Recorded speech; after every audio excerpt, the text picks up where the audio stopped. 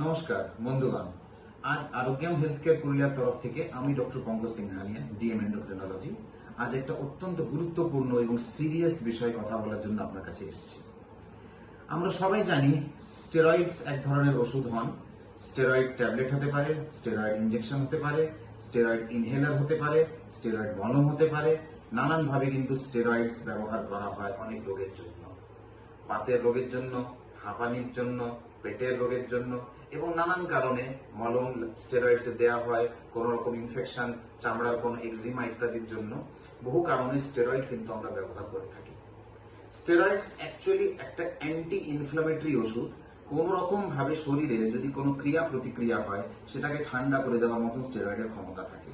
তাই স্টেরয়েডস হচ্ছে অত্যন্ত পাওয়ারফুল ওষুধ, যেগুলো ব্যবহার আমরা নানান কারণে করে থাকি। কিন্তু স্টেরয়েডস কেবল পাওয়ারফুল নয়, স্টেরয়েডস এর অনেক পার্শ্ব প্রতিক্রিয়া আছে।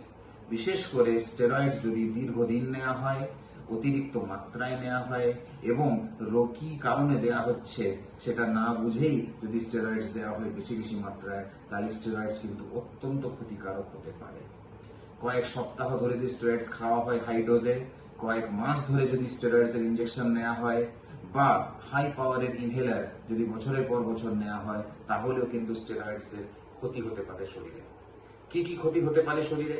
স্টেরয়েডস এর জন্য চোখে ছানি হতে পারে, স্টেরয়েডস এর জন্য ডায়াবেটিস বা সুগার রোগ হতে পারে বা বেড়ে যেতে পারে, ব্লাড প্রেশার হয়ে যেতে পারে বা বেড়ে যেতে পারে, কোলেস্টেরল, ট্রাইগ্লিসারাইড, ব্লাডের মধ্যে লিপিডস এর মাত্রা বেড়ে যেতে পারে এবং হাড়গুলো অত্যন্ত দুর্বল হয়ে ফ্র্যাকচার হয়ে যেতে পারে, যেটাকে আমরা অস্টিওপোরোসিস বলি।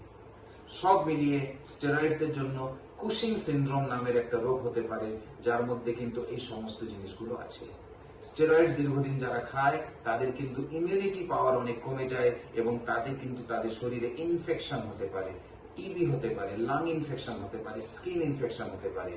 মহিলাদের স্টেরয়েডস নেওয়ার জন্য মাসিক সংক্রান্ত সমস্যা হতে পারে এবং পুরুষদের স্টেরয়েডস নেওয়ার জন্য কিন্তু সেক্সুয়াল প্রবলেমও হতে পারে। তাই আমার এই ভিডিও বানানোর উদ্দেশ্য হলো, স্টেরয়েডস ব্যবহার যদি করতে হয় তাহলে কিন্তু খুব নিশ্চিত কারণে ব্যবহার করবেন। এই রোগটা যদি স্টেরয়েডস ভালো হয় তবেই আমি স্টেরয়েডস খাবো, কেবলমাত্র সাময়িক রিলিফের জন্য স্টেরয়েডস খাবো না, 1 নম্বর। 2 নম্বর হচ্ছে স্টেরয়েডস নিতে গেলে মিনিমাম ডোজে নিতে হবে। 3 নম্বর, স্টেরয়েডস নিতে গেলে মিনিমাম ডিউরেশনের জন্য নিতে হবে। তাড়াতাড়ি স্টেরয়েডসটা নিয়ে বন্ধ করে আমাকে অন্য চিকিৎসায় চলে যেতে হবে। দীর্ঘদিন আনসুপারভাইজড কারোর কথা না শুনে, ডাক্তারের পরামর্শ না নিয়ে কিংবা এর ওর কথা শুনে দীর্ঘদিন যদি আপনারা স্টেরয়েডস খান, দোকানে পাওয়া যায়, ওষুধ দোকানে সহজেই কিনতে পাওয়া যায়, prednisolone tablet, Omnacortil tablet, Wysolone tablet, hydrocortisone tablet injection, এগুলো কিন্তু অত্যন্ত জীবনদায়ী ওষুধ। এগুলো মিসইউজ করে, এগুলো দীর্ঘদিন খেয়ে, নিজের রিলিফের জন্য খেয়ে নিজেকে কিন্তু এই নানান প্রবলেমের মধ্যে ফেলবেন না।